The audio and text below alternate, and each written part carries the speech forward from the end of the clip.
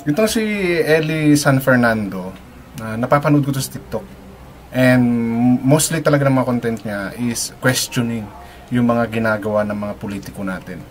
Yung 21 pesos na budget ng pagkain ng pangan ng Pilipino, at yung mga tulay dito sa Cavite at sa ibang lugar dito sa Cavite na nakikitaan niya ng mga pagkukulang, diba? Na pinabayaan. And a lot, marami talaga siyang content criticizing yung ating mga politicians. And hindi na ako nagulat nung nakita kong isa siya nag-file. And actually medyo excited nga ako dahil talagang palaban itong batang ito sa kanyang mga content. And na-content niya rin yung hinarap niya yung kasong isinampa sa kanya doon sa City Hall. Kasi may mga nagsampa atang kongresista sa kanya o politician na questioning yung mga ginagawa niya. And yung latest, isa sa mga latest yung naging content is napagsabihan siya na epal siya, bakit ba siya naiinggit dun sa mga billboard at tarpaulin. So nagpagawa rin siya, which is yun yung isa sa content ko about him. Now ngayong eto na siya, ang tatakbuhin niya naman is party list din. Party list din ang kanyang tatakbuhin. So, at bago po ako magpatuloy, welcome po mula sa aking channel. Kung bago pa lang po kayo sa aking channel, please don't forget to like, share, and subscribe na rin po. And pakihit ng notification bell para maging aware kayo sa aking mga upcoming content. Any comment, suggestion, or recommendation, please leave it on our comment section. So okay, ituloy na nga po natin kung itong kay Eli San Fernando. Nag-file siya ng kanyang COC, I think, yesterday. So, I'll share you the videos or video clip na kung saan ipinaliwanag niya yung reason kung bakit. Na normal niya na rin namang ipinapaliwanag sa kanyang mga account, sa kanyang TikTok account. So, pakinggan po natin. Social media platforms, no holds barred, yung mga commentate ng mga comments sa mga nangyari sa ating lipunan. Obvious naman po. Totoo yun, no holds bar siya kapag nagsalita doon sa, kasi sa TikTok talaga niya lang ako nakaputok. So no hold bars talaga, may kasamang mura yan. Minumura niya talaga kung kailangan. Maybe it's an expression or maybe talaga yung iba is talagang direktahan niyang minumura. No hold bar talaga kung siya ay bumira sa kanyang TikTok. Ako nakatayo dito ngayong hapon. Nag-file po kami ng aming certificate of nomination para sa papalapit ng 2025 elections. At dahil po malakas ang panawagan ng mga kaibigan at sumusuporta sa iba't ibang platforms, yes, I filed as the first nominee of Kamag-Ginawa Party List. Yung mga ganito, yung mga katulad nito, hindi ko siya ikinukumpara kay Rosemar. Katulad niya, nagsimula siya sa ganitong content. Okay, criticizing government officials. And as he do yung pagki-criticize niya sa mga government officials natin, he can cite yung mga articles at yung mga purposes nitong mga politician na to. Okay, may mga alam siya. Kumbaga, prior to this, siguro before talagang nakakaisip na siyang pumasok sa politika, but mayroon siyang preparation na ginawa. Nagkaroon siya ng channel or content na focusing more in dealing those mga bitin or mga pinagsasabi ng mga politician na mali, kaya binabatikos niya. Okay, so katulad ni Eli San Fernando, siya is mayroong channel na ganun ang content, di ba? So, more or less, basic law is meron na siya for him to criticize those politicians. Unlike Diwata and Rosemar, na ngayon pa lang sasabak. And their content is totally different. Kaya nga, hindi sa inaano ko sila they need to study. They need to understand the whole process of being a politicians. Diba? Si Eli, sigurado mag-aaral din yan. But kumbaga, alam niya na yung basic. You just need to broaden yung knowledge niya. Okay? So, sa kanya, alam niya na yung basic. And he can defend kung ano yung sinasabi niya. Di ba ba? Ilan ng mga marami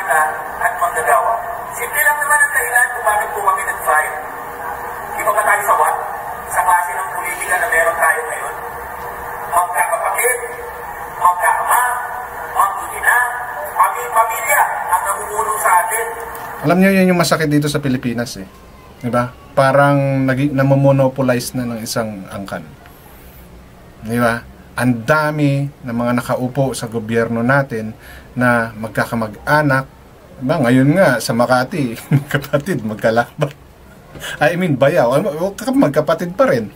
'Di ba? Si Nancy Binay at saka yung asawa ng kapatid niya. Diba? Tatakbo ng pagka-mayor. So, sino ngayon yung may hawak din ng Makati? 'Di ba? Nagsimula sa tatay nila hanggang ngayon ilang dekada na. Ang Duterte, 'di ba? Sa Davao. So 'di ba? Halos magkakamag-anak ang nasa politika natin. Oo, may kanya-kanya silang purpose pero hindi mo pa rin maiwasan, 'di ba? Yung alam mo na yung kasi kapamilya mo pa rin 'yan, 'di ba? Yun yung problema sa atin. Masyadong lenient yung batas natin sa mga ganitong bagay. Okay? Yung masyadong naaabuso yung freedom, okay, of expression, freedom natin dito sa Pilipinas na maraming nakakapansin yan, di ba? Na magkakamag-anak na ang nasa politika. Namomonopolize na nila. Sila na ang umahawak sa lugar nila. Katulad nga yan, Makati at Davao, di ba? Ang Makati, kontrolado ng Binay, lahat. May mayor, congressman, vice mayor, di ba? Same thing. Sa Davao, umiikot sa mga Duterte. At marami pang iba. Kahit dito sa amin. Di ba? Wala, namayapa na si Marsaga. So, kumbaga, mayroon pang darating na ganon na mga pangyayari. So, totoo yung sinasabi ni Eli na talagang monopolize ng iisang angkan ang ibang probinsya o lugar sa Pilipinas na sila-sila na lang ang nasa Congress, Senate, hanggang sa mayor, kapitan. Mga parties na pinamumunuan ng mga oligarko. Hindi alam ang buhay ng ordinaryong Pilipino at ng mga manggagawa. At na inaasahan na magkakaroon ng mga makabuluhan, maayos na mga batas at polisiya kung yung mga namumuno sa atin ay hindi naman danas yung buhay ng isang ordinaryong Pilipino. Kaya yan po ang dahilan kung bakit kami nag-file ng aming Certificate of Candidacy. Upang bawiin yung party list para sa ating mga ordinaryong Pilipino. Oo, kasi ngayon ang party list, yung iba ginagawang parang stepping stone for a higher position after ng pagdating ng another elections. And totoo yun. Isang party list nagiging namomonopolize. May mga magkakamag-anak din. And ewan ko, ano na ba yung nangyari sa mga party list na nakaupo? Yung kanilang ipinaglaban ba? May nangyari? So, I hope itong kay Eli San Fernando is magkaroon talaga ng resulta. Okay? Alam nila yung mga consequences na pwedeng mangyari.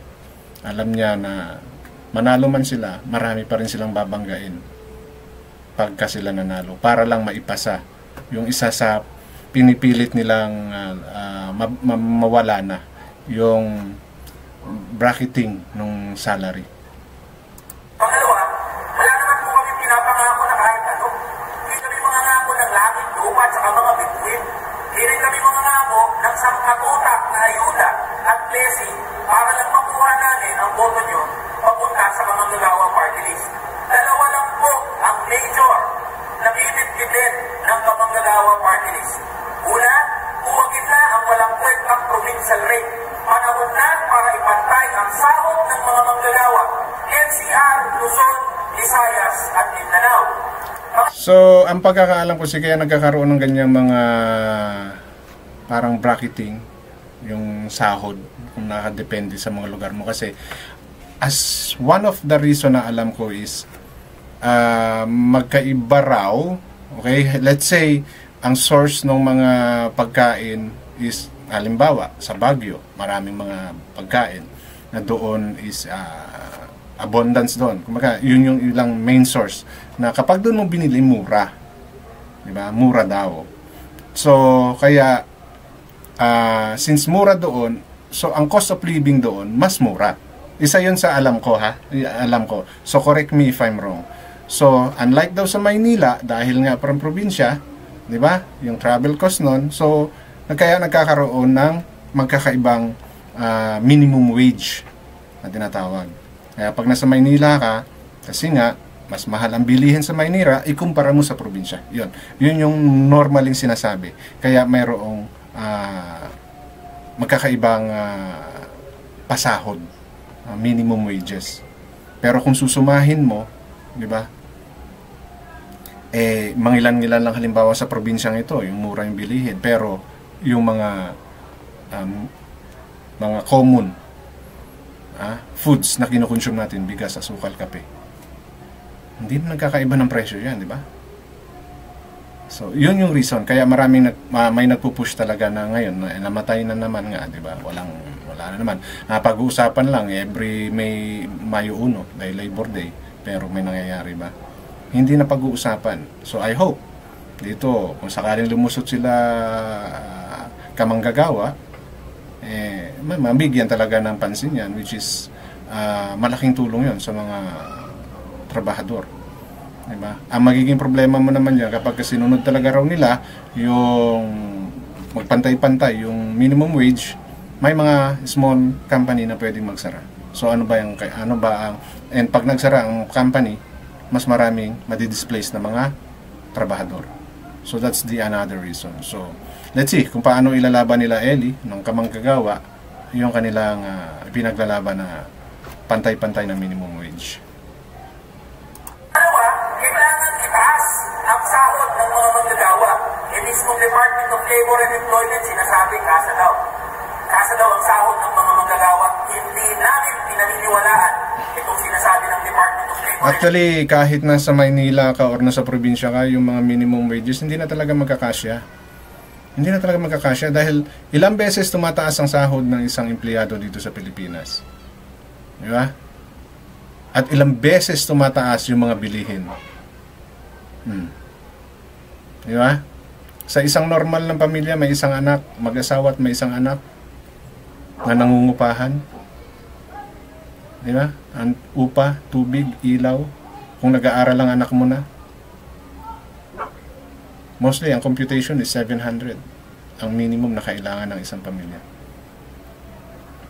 Nakakain sila ng 3 beses isang araw. Magkano ng bigas ngayon? Di ba?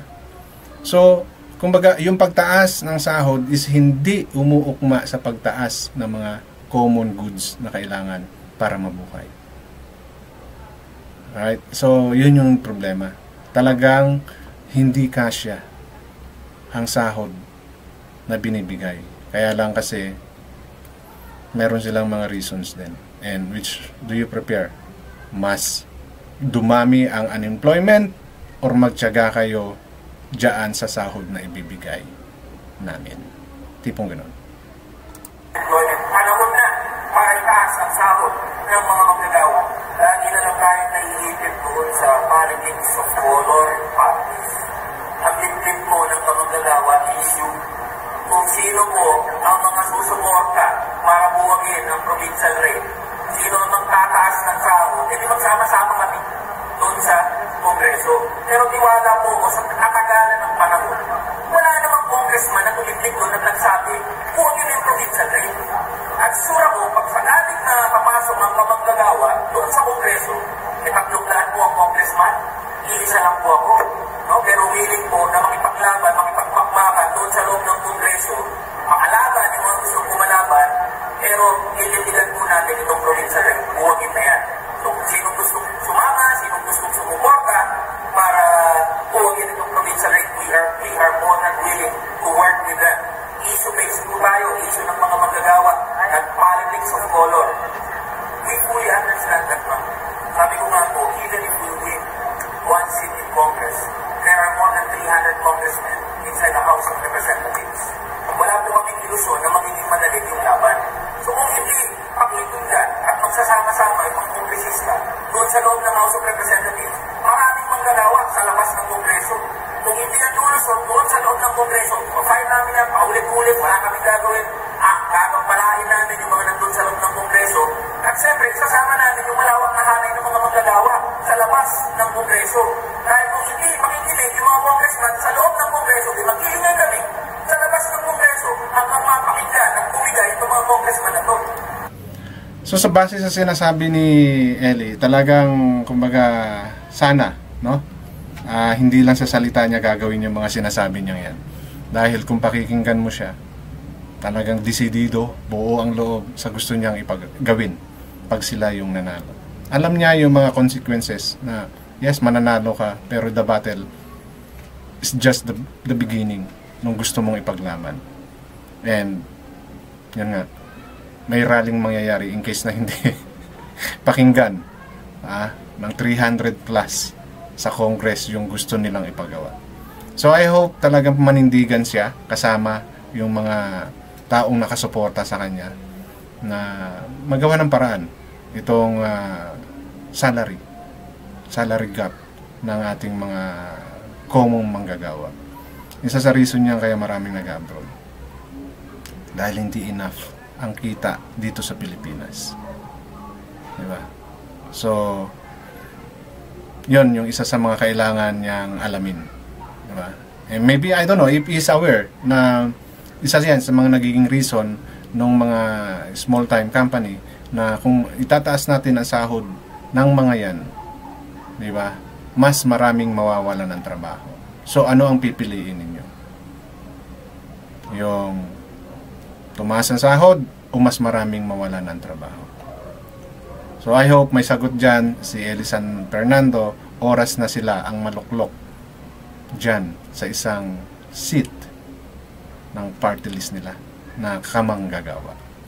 So hanggang dito na lamang po at maraming salamat.